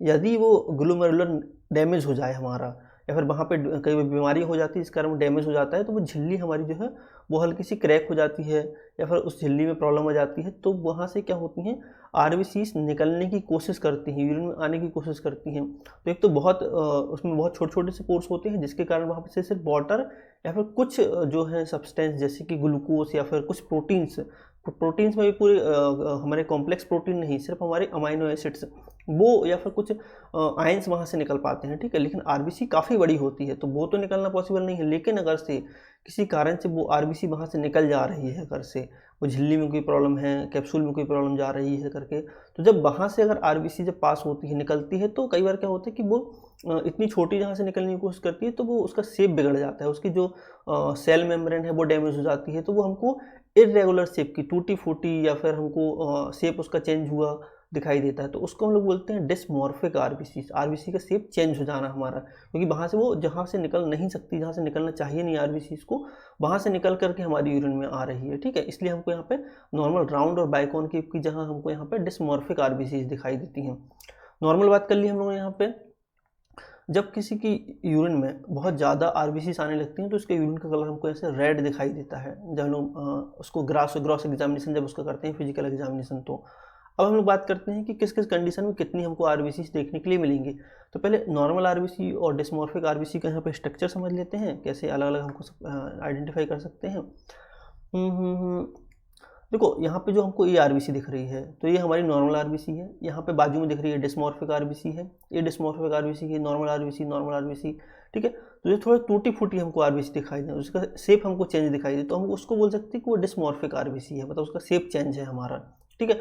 तो इस पूरी फील्ड में हमको पूरी ही आरबीसी लगभग हमारी 90 टू 95% जितनी भी सेल्स दिख रही हैं सारी की सारी हमारी आरबीसीज ही हैं। आरबीसीज का अच्छा पहचानने का एग्जाम्पल है कि आरबीसी हल्की सी हमको, बिल्कुल हल्की सी, मतलब उसको माइक्रोस्कोप पे देखेंगे, लाइट का प्रॉपर एडजस्टमेंट करेंगे तो हल्की सी हमको यहाँ पे पिंकिश कलर की दिखाई देती हैं, हल्की सी हमको डल दिखाई देती हैं थोड़ी सी कंपैरेटिवली हमको, अगर डब्ल्यूबीसी से हम उसको कंपेयर करें तो, ठीक है। और डब्ल्यूबीसी की अपेक्षा अगर थोड़ी छोटी होती हैं हमारी जो आरबीसीज होती हैं। अब हम लोग बात कर लेते हैं कौन सी बीमारी में कितनी हमको आरबीसीज दिखाई देंगी। जैसे कि माइल्ड यूटीआई इन्फेक्शन में भी हमको आरबीसीज दिखाई देती हैं, थोड़ा यूटीआई इन्फेक्शन है तो 2 से 5 आरबीसीज दिख सकती हैं हमारी, सीवियर यूटीआई इन्फेक्शन है तो 5 से 10 दिखेंगी। मतलब यूटीआई इन्फेक्शन में बहुत ज़्यादा आरबीसी कभी नहीं दिखेंगी, कभी ऐसा नहीं होगा कि बैक्टीरिया का इन्फेक्शन हो और हमको 100 से 200 आरबीसी देखने के लिए मिल रही है ना, क्योंकि अगर से किडनी में ही कोई दिक्कत अगर से है या फिर वहाँ पे कोई डैमेज हो गया है, ट्रॉमा हो गया है, तो हमको ही बहुत सारे आरबीसी देखने के लिए मिलेंगे। यूटीआई इन्फेक्शन में बहुत ज़्यादा आरबीसी देखने के लिए नहीं मिलती हैं जनरली। रीनल स्टोन अगर किसी को है तो हमको 10 से 20 पर एचपीएफ आरबीसी देखने के लिए मिलेंगी या फिर ज़्यादा भी देखने के लिए मिल सकती हैं कभी कभी। ग्लोमेरुलोनेफ्राइटिस अगर किसी को है तो 5 से 50 के बीच हमको आरबीसी देखने के लिए मिलेंगी, साथ में वो डिस्मॉर्फिक आरबीसी देखने के लिए मिलेंगी। ट्रॉमा हुआ है, किसी को इंजरी हुई है, चोट लगी हुई है, किसी भी कारण से लग सकती है उसको चोट, स्पोर्ट्स वगैरह में लग सकती है, या फिर उसको एक्सीडेंट वगैरह उसको हो सकता है, या फिर किसी ने कैथेटर डालते टाइम गलत तरीके से कैथेटर डाल दिया, तो उस कंडीशन में उसकी आरबीसी जो हैं उसकी बॉडी, उसकी यूरिन में मोर देन 20 हमको आरबीसी दिखाई दे सकती हैं पर एचपीएफ। और तीसरा हमारा होता है कि ग्रॉस एग्जामिनेशन में हमको देखने के लिए मिलेगा, जैसे यूरिन अगर रेड दिखाई दे रही है ग्रॉस एग्जामिनेशन में, हीमोचूरिया देखने के लिए मिल रहा है, तो अगर से ग्रॉस एग्जामिनेशन में ही हमको रेड यूरिन दिखाई दे रही है तो इसका मतलब है कि बहुत ज़्यादा मात्रा में उसकी यूरिन में आरबीसी मौजूद हैं। तो फिर हम लोग जब लोग माइक्रोस्कोप पे देखेंगे तो हमको इस टाइप की इमेज दिखाई देगी, मतलब कि पूरी फील्ड जो है आरबीसी से पैक्ड दिखाई देगी और यूरिन भी हमको रेड कलर की दिखाई देगी। तो इसको हम लोग बोलते हैं कि हमको हीमोचूरिया कंडीशन में सामने से ही समझ में आ जाएगा कि कितनी आरबीसी इसकी यूरिन में होंगी। तो हमने देखा नॉर्मल आरबीसी 0 से 2 होती है, हीमोचूरिया का मतलब होता है आरबीसी आना यूरिन में, नॉर्मली राउंड और बाइकॉनकेव शेप की होती हैं, डिस्मॉर्फिक हो सकती हैं। ग्लोमेरुलर नेफ्राइटिस में अलग अलग कंडीशन में अलग अलग नंबर ऑफ काउंट हमको आरबीसी का देखने के लिए मिल सकता है यूरिन में। अब हम लोग बात करते हैं इपिथेलियल सेल्स इन यूरिन की। तो इपिथेलियल सेल्स यूरिन में कब देखने के लिए मिलती हैं? तो सबसे पहले तो ये बात करें कि इपिथेलियल सेल्स जो होती हैं वो कई टाइप की होती हैं। जनरली यूरिन में जो है वो 3 टाइप की इपिथेलियल सेल्स हमको दिखाई देती हैं। तो अगर से कुछ इपिथेलियल सेल्स होती हैं जो कि नॉर्मली होती हैं, मतलब कोई पैथोलॉजिकल इंडिकेशन उसका नहीं है, कंटामिनेशन के कारण यूरिन में आ सकती हैं, साइज में थोड़ी सी बड़ी होती हैं और उसका न्यूक्लियस थोड़ा छोटा होता है। देन कुछ ऐसी सेल्स होती हैं जो कि हमारी यूरिनरी ब्लैडर की होती हैं, जैसे कि ट्रांजिशनल इपिथेलियल सेल्स। तो वो ट्रांजिशनल इपिथेलियल सेल्स जो होती हैं वो यूरिनरी ब्लैडर से निकल करके, अगर यूरिनरी ब्लैडर में कोई दिक्कत है, स्टोन है या फिर वहाँ पे कोई प्रॉब्लम जा रही है तो वहाँ से निकल करके हमको यूरिन में दिखाई देगी, तो हम लोग बोलेंगे कि नहीं इसके ये सेल्स जो है ट्रांजिशनल एपिथेलियल सेल्स है, तो ये हमारी यूरिनरी ब्लैडर में पाई जाती हैं, लेकिन ये हमारी यूरिन में आ रही है, तो मतलब यूरिनरी ब्लैडर में कोई समस्या है हमारी, ठीक है। या फिर हमको रीनल ट्यूबुलर सेल्स देखने के लिए मिले। रीनल ट्यूबुलर सेल्स जो हमारी होती है वो हमारी किडनी के अंदर जो नेफ्रॉन्स की जो ट्यूब्स होती हैं हमारी, उन ट्यूब्स में पाई जाती हैं, वहाँ तक वो ट्यूब्स जो हैं वो उन रीनल ट्यूबुलर सेल्स की हमारी बनी हुई होती हैं। लेकिन अगर से वो सेल्स जो कि रीनल ट्यूब्यूल्स जो बनाती हैं जो सेल्स मिल करके, अगर से उन सेल्स वहाँ से निकल करके अगर यूरिन में देखने के लिए मिल रही है, तो मतलब वहाँ पे डैमेज है, मतलब कि जो हमारी किडनी है उन किडनी की उन ट्यूब्स में डैमेज अगर हो रहा है, तो उन ट्यूब्स से जो जिन जिन सेल्स से वो ट्यूब्स बनी हुई है वो सेल्स निकल के हमारी यूरिन में आने के लिए देखने के लिए मिल जाएंगी। तो मेन 3 टाइप की हैं, हम तीनों टाइप के बारे में करके बात कर लेते हैं। पहली हमारी होती है स्क्वैमस एपिथेलियल सेल, दूसरी हमारी होती है ट्रांजिशनल एपिथेलियल सेल, तीसरी हमारी होती है रीनल ट्यूबुलर सेल, जो कि हमने तीनों के बारे में बात करी। अब दिखती कैसी हैं तीनों सेल्स? जो स्क्वैमस सेल्स होती है वो साइज में थोड़ी सी बड़ी होती है और इसका न्यूक्लियस थोड़ा छोटा होता है, ठीक है, कंपैरेटिवली साइज की सेल के साइज की अपेक्षा। दूसरी हमारी जो ट्रांजिशनल एपिथेलियल सेल होती है वो थोड़ी सी छोटी होती है स्क्वैमस सेल की अपेक्षा, थोड़ी सी राउंड दिखाई देती है और इसका न्यूक्लियस इसकी बॉडी के हिसाब से थोड़ा सा बड़ा होता है। और जो रीनल ट्यूबुलर सेल्स होती है ये सबसे छोटी सेल्स होती है और इसका न्यूक्लियस सबसे ज़्यादा बड़ा होता है उसकी सेल बॉडी की अपेक्षा। तो इससे हम लोग पहचान सकते हैं, एक तो साइज देख सकते हैं उसके न्यूक्लियस का, हम लोग यहाँ पे न्यूक्लियस का साइज और सेल का साइज दोनों का साइज हम लोग देख सकते हैं कि कितना है, उसके हिसाब से हम लोग यहाँ पे बता सकते हैं कि कौन सी सेल है, ठीक है। जो हमारी ट्रांजिशनल एपिथेलियल सेल होती है वो अधिकतर हमारी गोल होती है और जो स्क्वैमस सेल होती है हमारी वो इरेगुलर शेप की होती है ना, उसको कोई फिक्स शेप डिसाइड नहीं है, कभी आपको चौकोन दिख सकती है, कभी आपको गोल दिख सकती है, कभी आपको लंबी दिख सकती है, ठीक है। तो अलग अलग शेप की दिखाई दे सकती है। पहचाने हैं कि थोड़ी सी बड़ी होती है और साथ में इसका न्यूक्लियस थोड़ा छोटा होता है। और रीनल ट्यूबुलर सेल्स भी हमको यहाँ पे गोल या फिर हमको थोड़ी सी चपटी दिखाई दे सकती हैं या फिर स्क्वायर शेप में दिखाई दे सकती हैं। इसका भी जरूरी नहीं है साइज फिक्स ही हो, लेकिन हमको इसको स्ट्रक्चर छोटा और न्यूक्लियस बड़ा, इससे हम इसको पहचान सकते हैं कि रीनल ट्यूबुलर सेल्स हैं। अब कौन कौन सी कंडीशन में सारी सेल्स दिखाई देती हैं इसके बारे में बात कर लेते हैं।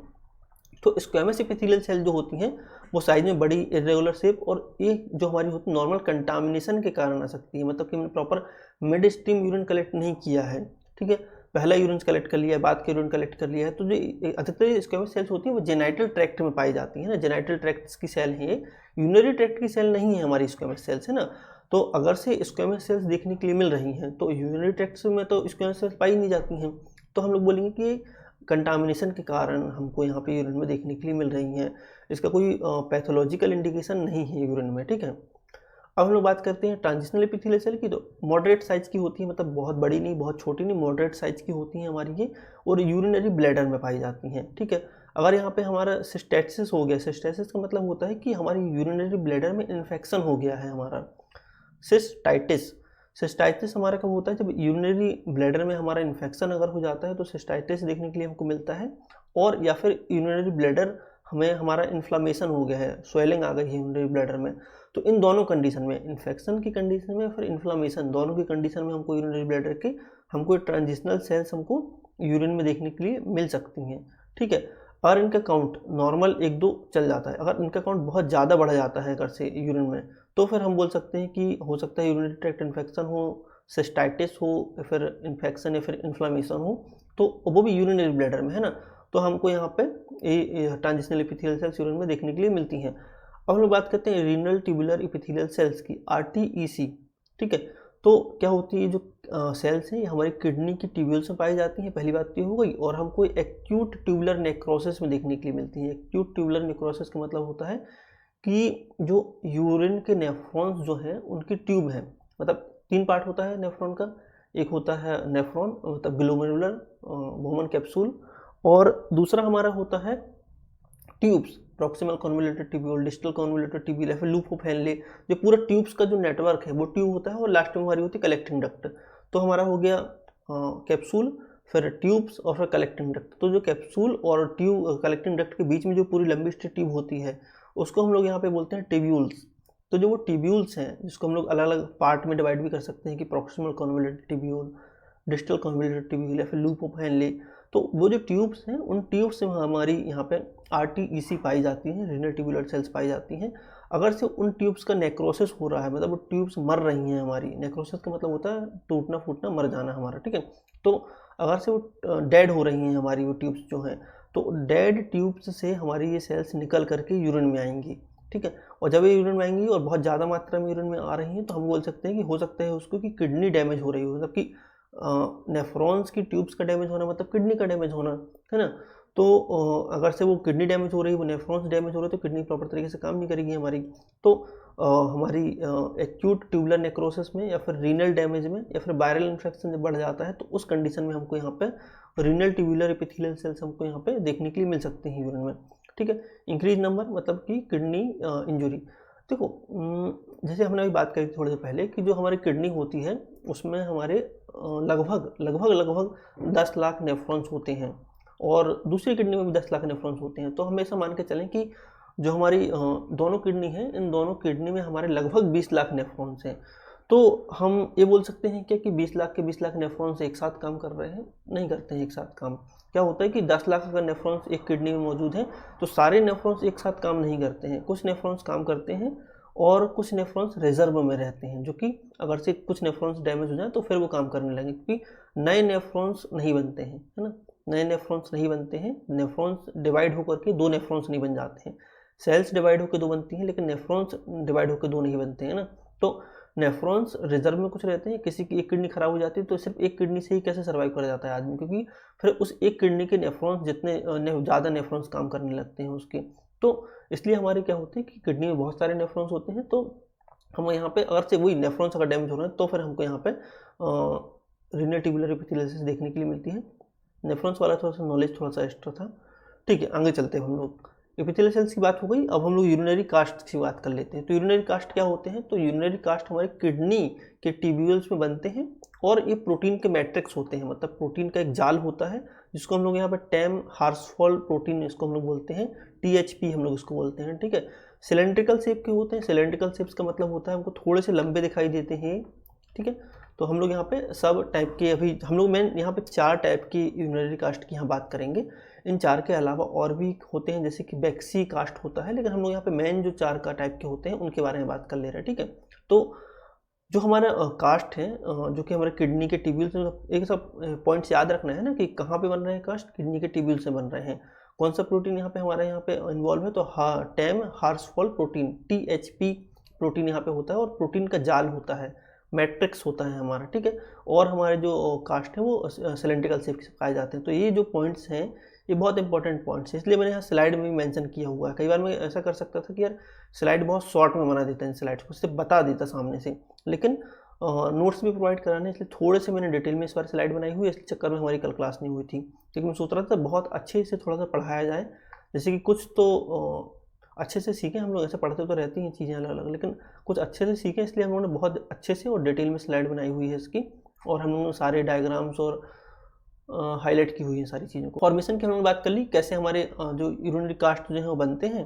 अब हम बात कर लेते हैं कि इनके टाइप्स क्या क्या हो सकते हैं। तो यूरिनरी कास्ट जो होते हैं, पहले तो हाइलिन कास्ट होता है। हाइलिन कास्ट ट्रांसपेरेंट और कलरलेस होते हैं। देखो यहाँ पे हमको हाइलिन कास्ट देखने के लिए मिल रहे हैं, जो कि हमारे ट्रांसपेरेंट है, मतलब कि यहाँ RBC कास्ट या फिर WBC कास्ट या फिर ग्रेनुलर कास्ट से अगर इसको कंपेयर करें, तो तीनों की अपेक्षा सबसे लाइट, और फिर हमको कई बार तो स्किप भी हो जाते हैं यूरिन में, अगर से हमने प्रॉपर तरीके से माइक्रोस्कोप की सेटिंग नहीं की हुई है, तो ये जो हमारे कास्ट हैं ये स्किप भी हो जाते हैं। लेकिन अगर हम प्रॉपर तरीके से देखें तो हमको ये दिखाई देते हैं हाइलिन कास्ट। तो हाइलिन कास्ट कोई बहुत ज़्यादा क्लिनिकल सिग्निफिकेंस है नहीं है इनका, लेकिन अगर हमको डिहाइड्रेशन होता है, अगर फीवर वगैरह होता है, तो उस टाइम पे हमको यहाँ पे हाइलिन कास्ट यूरिन में देखने के लिए मिल सकते हैं।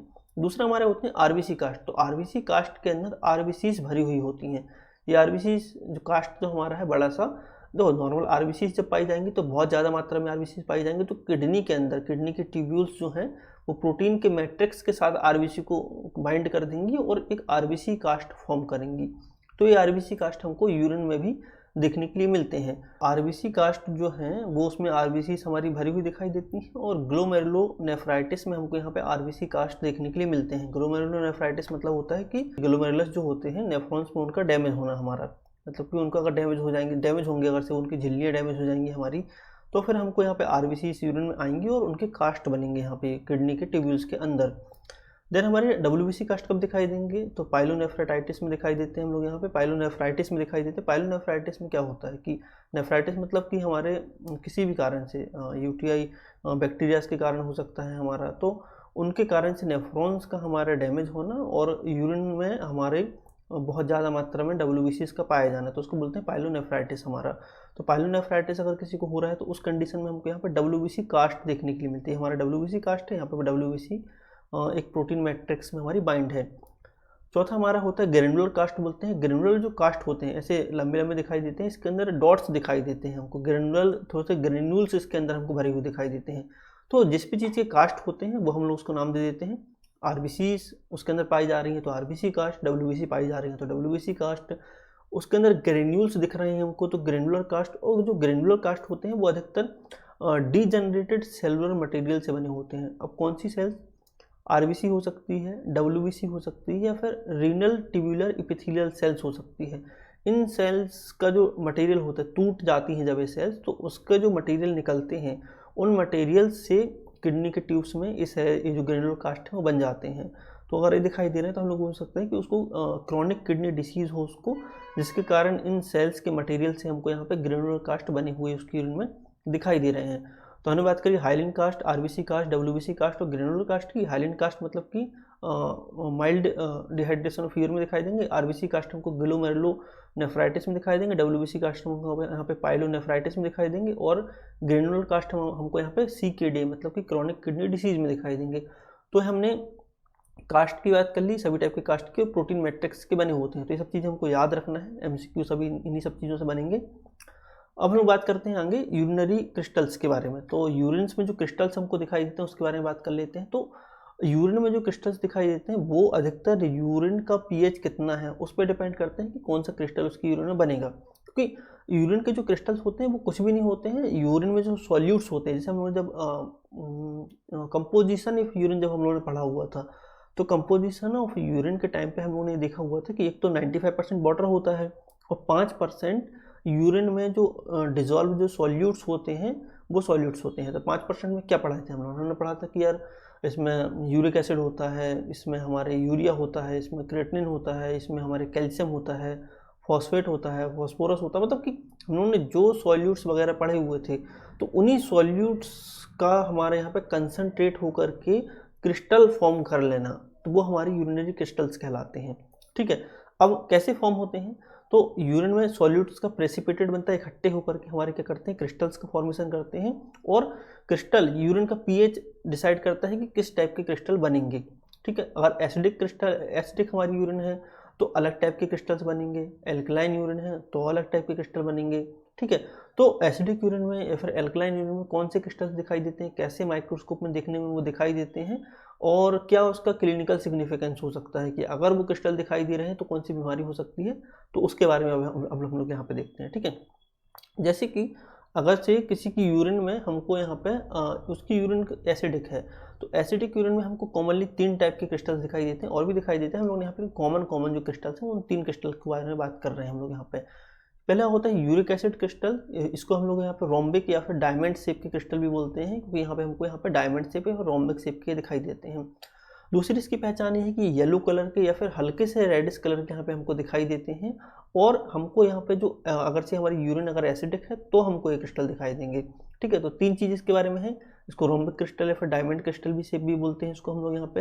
येलो कलर के दिखाई देते हैं, मतलब इनका कलर ट्रांसपेरेंट नहीं होते हैं, येलो कलर होता है, और रेडिश कलर के हमको दिखाई दे सकते हैं, रेडिश येलो कलर के हमको यहाँ पे दिखाई देते हैं, और एसिडिक यूरिन में ही पाए जाते हैं ना, एल्कलाइन यूरिन में हमको देखने के लिए नहीं मिलेंगे। दूसरा हमारा है कैल्शियम ऑक्जिलेट। तो कैल्शियम ऑक्जिलेट जो हमारे होते हैं वो हमको यहाँ पे एनवलप शेप के दिखाई देते हैं, जो हमको यहाँ पे शादियों में जो एनवलप देते हैं ना अपन लोग 10-20 रुपये डाल करके, तो वो एनवलप वाले एनवलप शेप के हमको यहाँ पे दिखाई देते हैं। ठीक है, तो एनवलप शेप के अगर से हमको क्रिस्टल्स दिखाई दे रहे हैं तो उन एनवलप शेप के क्रिस्टल्स को हम लोग यहाँ पे कैल्शियम ऑक्जिलेट क्रिस्टल्स बोलते हैं। और जो हमारे किडनी में स्टोन्स वगैरह होते हैं, किडनी में स्टोन्स या फिर यूरिनरी ब्लैडर में स्टोन, तो अगर स्टोन है किडनी में हमारी, तो उन स्टोन्स की कंडीशन में हमको यहाँ पे अधिकतर कॉमनली हमको स्टोन्स जब होते हैं तब हमको यहाँ पे कैल्शियम ऑक्जिलेट क्रिस्टल किसी व्यक्ति की यूरिन में दिखाई देते हैं। तीसरा हमारा होता है अमोर्फस यूरेट्स। तो यूरेट्स जो हमारे होते हैं, अमोर्फस यूरेट्स, ये हमारे फाइन ग्रेन्यूल्स लाइक दिखाई देते हैं, छोटे छोटे से बिल्कुल दिखाई देते हैं। और इनकी खास बात यहाँ पे है कि इसको हम लोग अमोर्फस, जो हमारा एक और अमोर्फस होता है, मैं बता दे रहा हूँ यहाँ पे, हाँ, जो हमारा अमॉर्फस फॉस्फेट जो हमारा होता है, ये अमॉर्फस फॉस्फेट जो हमारा है, इस अमॉर्फस फॉस्फेट से हम लोग डिफरेंशिएट कैसे करेंगे कि अमॉर्फस यूरेट्स हैं कि अमॉर्फस फॉस्फेट हैं। तो अमॉर्फस फॉस्फेट जो होते हैं वो हमको हल्के से पिंकिश सेडिमेंट में दिखाई देते हैं, और अमॉर्फस यूरेट्स जो होते हैं वो हमको पिंकिश थोड़े से डॉट्स में दिखाई देते हैं, और अमॉर्फस जो हमारा फॉस्फेट होते हैं वो हमको यहाँ पे वाइटिश कलर के दिखाई देते हैं। तो दोनों हैं, एक अमॉर्फस यूरेट्स हैं, एक अमॉर्फस फॉस्फेट है। तो एसिडिक यूरिन में अमॉर्फस यूरेट्स दिखाई देते हैं और एल्कलाइन यूरिन में अमॉर्फस फॉस्फेट दिखाई देते हैं हमको। तो ये चीज़ ध्यान रखनी है। कई बार पूछा जाता है कि यूरिक एसिड क्रिस्टल किस टाइप की यूरिन में दिखाई देंगे, या फिर कैल्शियम ऑक्सीलेट या फिर अमॉर्फस यूरेट्स किस टाइप की यूरिन में दिखाई देंगे, एसिडिक में कि एल्कलाइन में। तो हमको ये पता होना चाहिए कि कौन सी यूरिन में कौन से क्रिस्टल्स दिखाई देते हैं और किनके क्या क्लिनिकल सिग्निफिकेंस है हमारे। ठीक है, तो अमॉर्फस यूरेट्स की बात कर ली, फाइन ग्रेनुलर अपीयरेंस होता है और पिंकिश सेडिमेंट हमको यहाँ पे बनते हुए दिखाई देते हैं। और ये सारे जो क्रिस्टल्स हैं ये हमको एसिडिक यूरिन में दिखाई देते हैं। मतलब पीएच हमारा जो है 7.0 से कम होगा, 6 हो सकता है, 5 हो सकता है, 4 हो सकता है। तो जब यूरिन का पीएच एसिडिक होगा तब हमको ये सारे क्रिस्टल्स यूरिन में दिखाई देंगे। ठीक है, अब हमने बात कर ली एसिडिक के बारे में, अब हम बात कर लेते हैं एल्कलाइन के बारे में। ठीक है, तो एल्कलाइन क्रिस्टल में सबसे कॉमन क्या है, पहला है triple phosphate crystal. Triple phosphate crystal हमारे यहाँ पे हमको कॉफिन लिड अपीयरेंस में दिखाई देते हैं, मतलब लंबे से यहाँ पे कॉफिन टाइप दिखाई देते हैं। कॉफिन लिड मतलब बोलते हैं जो कॉफिन टाइप जो हमको होते हैं ना, तो उन शेप के हमको यहाँ पे दिखाई देते हैं, हमको यहाँ पे ट्रिपल फॉस्फेट क्रिस्टल। अब दूसरा हमारा जो है अमॉर्फस फॉस्फेट, जैसे कि हमारे यहाँ पे बात हुई थी, हमने अमॉर्फस यूरेट्स की बात करी थी, वैसे ही हमको छोटे छोटे से डॉट्स के फॉर्म में हमको यहाँ पे वाइट प्रेसिपिटेट के फॉर्म में हमको यहाँ पे दिखाई देते हैं अमॉर्फस फॉस्फेट। बस यहाँ पे इनका कलर पिंक नहीं होता है। ठीक है, और अमॉर्फस फॉस्फेट के कारण ही हमको यहाँ पे यूरिन कभी कभी क्लाउडी दिखाई देती है, थोड़ी सी धुंधली दिखाई देती है। ठीक है, तीसरा हमारा होता है कैल्शियम कार्बोनेट क्रिस्टल। ये सारे क्रिस्टल एल्कलाइन यूरिन में ही दिखाई देंगे हमको यहाँ पे, है ना। जो कैल्शियम कार्बोनेट क्रिस्टल जो हमारे होते हैं राउंड शेप के होते हैं हमको, और हमको बहुत कम ही कभी कभी यूरिन में दिखाई देते हैं। और अगर किसी की यूरिन एल्कलाइन है तो फिर हमको यहाँ पे कैल्शियम कार्बोनेट क्रिस्टल दिखाई दे सकते हैं। सभी लोगों ने एक बार थोड़ा सा गौर किया कि जो भी यहाँ पे क्रिस्टल्स हैं उनके नाम जो भी यूरिन में सॉल्यूट्स पाए जाते हैं उनसे मिलते जुलते हैं। जैसे कि यहाँ पे कैल्शियम है ना, कैल्शियम भी यूरिन सॉल्यूट में निकलता है, फॉस्फेट यूरिन सॉल्यूट में निकलता है, फॉस्फेट और ट्रिपल फॉस्फेट जैसे बात कर रहे हैं हम लोगों ने, तो ये सब यूरिन सॉल्यूट्स की बातें हैं। जैसे पिछले वाले हम लोग इनकी बात करें, यहाँ कैल्शियम, यूरिक एसिड, अमॉर्फस, तो ये जो नाम आ रहे हैं हमारे, ये सब जो हमारे सॉल्यूट्स होते हैं जो घुले हुए होते हैं 5% यूरिन में, उन्हीं से रिलेटेड नाम है, क्योंकि उन्हीं के डिपॉजिट से ही तो बन रहे हैं, इसलिए उन्हीं से रिलेटेड हमारे यहाँ पे नाम होते हैं। अब हम लोग बात कर लेते हैं बैक्टीरिया के बारे में। तो यूरिन में बैक्टीरिया कैसे दिखाई देते हैं, अभी यहाँ पे देखो स्लाइड में नीचे चलते हुए बैक्टीरिया दिखाई दे रहे होंगे सब लोग को। यहाँ पे बेसिलाइस है ना, तो यूरिन में कॉमनली हमको इकोलाई दिखाई देता है। इकोलाई हमको यहाँ पे कॉमन ऑर्गेनिज्म है जो कि हमको यूरिन में दिखाई देता है, और इकोलाई होता है ग्राम नेगेटिव बेसिलाई। ठीक, ग्राम स्टेनिंग करने पे हमको नेगेटिव दिखाई देता है। तो इकोलाई ग्राम नेगेटिव बेसिलाई है हमारा। ठीक है, और हमको यूरिन में ऐसे रॉड शेप के दिखाई देते हैं। ठीक है, बैक्टीरिया जो माइक्रोस्कोप में रॉड भी दिखाई दे सकते हैं और कोकाई शेप के भी दिखाई दे सकते हैं, सिंगल दिखाई दे सकते हैं, पेयर्स में दिखाई दे सकते हैं, फिर क्लस्टर में भी हमको यहाँ पे यूरिन में बैक्टीरिया दिखाई दे सकते हैं। वो डिपेंड करता है कि कौन सा बैक्टीरिया है यूरिन में, किसका इन्फेक्शन है। ठीक है, अगर से किसी की यूरिन में बैक्टीरिया का काउंट बहुत ज़्यादा बढ़ जाता है और साथ में उसकी WBC का काउंट ही बढ़ा हुआ देखने के लिए मिलता है, तो हम लोग उसको बोल सकते हैं कि उसको UTI इन्फेक्शन है। और अगर ज़्यादा ही दोनों चीज़ें बढ़ रही हैं तो सीवियर UTI इन्फेक्शन है। ठीक है, कन्फर्मेशन के लिए कौन सा ये जो ऑर्गेनिज्म हमको दिख रहा है, कौन सा बैक्टीरिया जो हमको दिख रहा है, तो उसके लिए हम लोग उसको यूरिन कल्चर टेस्ट करा सकते हैं। कल्चर टेस्ट में क्या करेंगे कि हम इसी यूरिन को मीडिया में पोर करेंगे, और मीडिया में हम उसका स्ट्रिक कल्चर है, जो भी कल्चर मेथड से हम उसका कल्चर करेंगे, तो उस कल्चर करके हम लोग उसको ग्रो करेंगे। उसको हम लोग जब कल्चर पढ़ेंगे ना तो इसको बहुत इंटरेस्टिंग टॉपिक है कल्चर। हम लोग उसके बारे में थोड़ा डिटेल में बात करेंगे कि हम लोग इन बैक्टीरियाज को कैसे कितनी क्वांटिटी में लेते हैं, कैसे लूप से स्ट्रिक करते हैं कल्चर मीडिया पे, कौन सा कल्चर मीडिया यूज़ करते हैं, ब्लड अगार यूज़ करते हैं या फिर क्लेड अगार यूज़ करते हैं। और जो मीडिया एक्चुअली होता है उस मीडिया में इन बैक्टीरिया के खाने के लायक चीज़ें होती हैं। हम लोग खाना खाते हैं दाल रोटी सब्जी चावल, तो वैसे ही इनके लिए जो खाने की जो चीज़ें हैं उस मीडिया में हम लोग इनको प्रोवाइड कराते हैं, चाहे वो हमारा मीट हो या फिर NaCl हो हमारा। तो वो सब चीज़ें हम इनको दे करके इनको ग्रो कराते हैं अपनी लैब में, और फिर इनका आइडेंटिफाई कर सकते हैं माइक्रोस्कोपी करके, या फिर इनकी कॉलोनी की कैरेक्टरिस्टिक पहचान करके कि हर बैक्टीरिया अलग टाइप की कॉलोनी या फिर अलग टाइप के हमको ग्राम नेगेटिव स्टैंडिंग में हमको या फिर ग्राम पॉजिटिव स्टैंडिंग में हमको दिखाई देते हैं, तो हम उनको पहचान कर सकते हैं यूरिन कल्चर करके कि कौन सा बैक्टीरिया है। फिर देन हम इनकी एंटीबायोटिक सेंसिटिविटी टेस्ट करके भी हमको बता सकते हैं कि इस स्पेसिफिक इस बैक्टीरिया का जिसका आपको इन्फेक्शन हुआ है और सिर्फ इसी बैक्टीरिया के ऊपर कौन सी एंटीबायोटिक हमारी असर करेगी जिससे कि आपका यूटीआई इन्फेक्शन खत्म हो जाएगा। तो उसके लिए हम लोग यहाँ पे पहले तो कल्चर करेंगे, कल्चर करके उस बैक्टीरिया को निकालेंगे, उस बैक्टीरिया के ऊपर एंटीबायोटिक्स अप्लाई करेंगे, हम लोग एंटीबायोटिक डिस्क आती हैं वो अप्लाई करेंगे और फिर वो एंटीबायोटिक्स उन बैक्टीरिया को किल करेंगी। तो जो एंटीबायोटिक्स जितना ज़्यादा बैक्टीरिया को किल कर पाएगी, जोन ऑफ इनहिबिशन बनता है, तो वो कितने ज़्यादा बैक्टीरिया को किल कर पा रही है उसके हिसाब से हम उस व्यक्ति को वो मेडिसिन सजेस्ट कर सकते हैं कि अच्छा आपको यूटीआई इन्फेक्शन है, आपने कल्चर करा लिया, कल्चर करा के अच्छा आपकी ये जो एंटीबायोटिक है सेंसिटिव है, ये अच्छा इसका जोन कितना आया है, 20-25 कितना जोन आया है, अच्छा 20 जोन आया है, तो 20 जोन आया है तो ये कौन सी लाइन की एंटीबायोटिक है, तो वो डॉक्टर डिसाइड करते हैं कि इसको एंटीबायोटिक दे सकते हैं। मतलब एक एंटीबायोटिक में सेंसिटिविटी नहीं आएगी, 5-6 एंटीबायोटिक में सेंसिटिविटी आती है, कभी कभी ज़्यादा भी हो सकते हैं, लेकिन जो एंटीबायोटिक सेंसिटिव आएंगी जो इस बैक्टीरिया को किल कर पाएंगी, फिर वो एंटीबायोटिक हम उस व्यक्ति को देंगे कि यार इस एंटीबायोटिक को आपका जो इस बैक्टीरिया का आपको जो इन्फेक्शन है उस पर ये एंटीबायोटिक असर कर रही है, हमको कल्चर टेस्ट से पता चला है, तो वो एंटीबायोटिक अगर वो व्यक्ति लेगा तो वो फिर वो ठीक हो जाएगा। तो क्लिनिकल तो मतलब इस टाइप से हम लोग करते हैं। हम इसको डिटेल में पढ़ेंगे जब हम लोग माइक्रोस्कोप में माइक्रोबायोलॉजी पढ़ेंगे तो उस पर हम लोग बहुत अच्छे से पढ़ेंगे सब चीज़ों को डिटेल में। ठीक है, तो क्लिनिकल सिम्टम्स की बात कर लेते हैं। अगर से किसी की यूरिन में बर्निंग हो रही है, जलन हो रही है और बहुत फ्रिक्वेंटली उसको पेशाब आ रही है, यूरिन आ रही है और फिर उसको फीवर है साथ में उसके, तो इन सब चीज़ों से हम लोग यहाँ पे बैक्टीरिया का नंबर ऑफ काउंट को रिलेट करके हम लोग बता सकते हैं कि उसको क्या दिक्कत हो सकती है।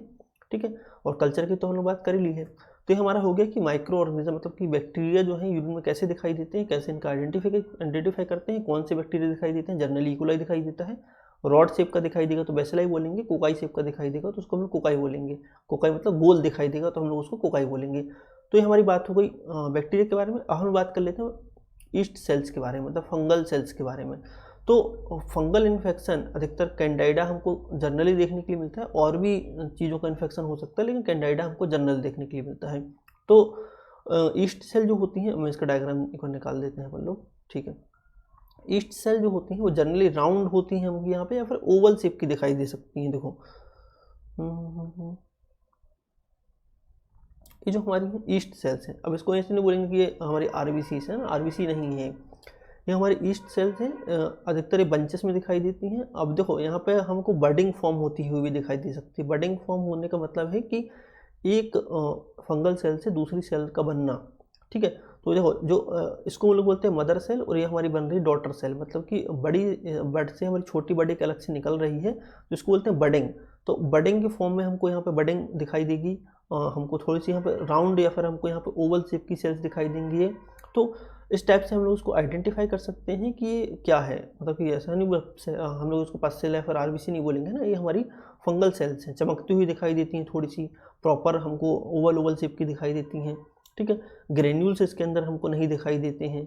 ठीक है, तो ये हमारी होती हैं फंगल सेल, जिसको हम लोग बोलते हैं ईस्ट सेल्स। ठीक है, अक्सर ये बडिंग के फॉर्म में दिखाई दे सकते हैं, फिर सूडो हाइफे के फॉर्म में दिखाई दे सकते हैं। सूडो हाइफे का मतलब होता है किसी लंबा सा हमको यहाँ पे स्ट्रक्चर दिखाई देगा, यहाँ पे जैसे लंबा सा दिखाई दे रहा है तो उसको हाइफे बोला जाता है।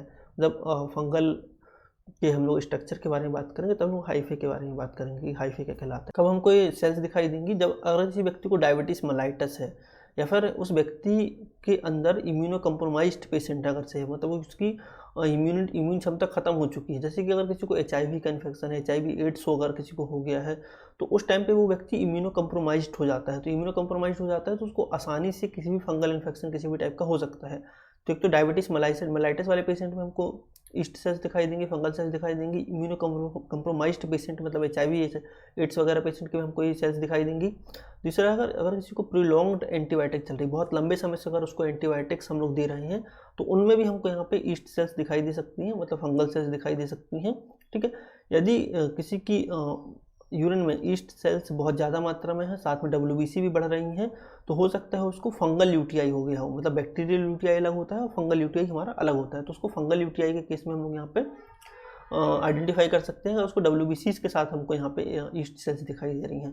तो ये हमारी बात हो गई फंगस के बारे में, ईस्ट सेल्स के बारे में। अब हम लोग बात कर लेते हैं पैरासाइट के बारे में। तो जनरली यूरिन में जो है 2 टाइप के हमको पैरासाइट देखने के लिए मिलते हैं। एक हमारा होता है ट्राइकोमोनास बेजाइनलिस, और दूसरा हमारा होता है सिस्टिसोमा हेमेटोबियम। ठीक है, सिस्टिसोमा हेमेटोबियम जो हमारा है, डायरेक्टली ये पैरासाइट हमको यूरिन में नहीं दिखाई देता है, इसके हमको एक्स दिखाई देते हैं। तो सिस्टोसोमा के हमको एक्स दिखाई देंगे और ट्राइकोमोनास वेजाइनलिस जो है वो हमको मोटिलिटी करता हुआ दिखाई देगा, मतलब घूमता फिरता दिखाई देगा। अब देखो कैसे दिखाई देते हैं इसके, हम इसकी फोटोज दिखा देते हैं। ये देखो ये हमारा ट्राइकोमोनास, ये भी ट्राइकोमोनास है, ये भी ट्राइकोमोनास है, ये सब ट्राइकोमोनास है हमारे जितने यहाँ पे दिख रहे हैं। अब देखो इनमें होते हैं फ्लैजिलास, ठीक है। तो ये ट्राइकोमोनास जो है हमको ऐसे घूमते फिरते यूरिन में दिखाई देते हैं, जैसे घूम फिर रहा है, एक यहाँ पे पड़ा हुआ है बड़ा वाला, तो यहाँ पे हिल रहा है अपनी जगह में, तो ऐसे हिलते फिरते घूमते फिरते हमको दिखाई देते हैं। तो ये हमारे होते हैं ट्राइकोमोनास जो कि यूरिन में हमको दिखाई देते हैं और ये एक टाइप के पैरासाइट्स हैं। दूसरा हमारा जो सिस्टोसोमा है, तो इतने खतरनाक नाम रहते कि जवान टेढ़ी हो जाए इनके बोलने में, लेकिन ठीक है।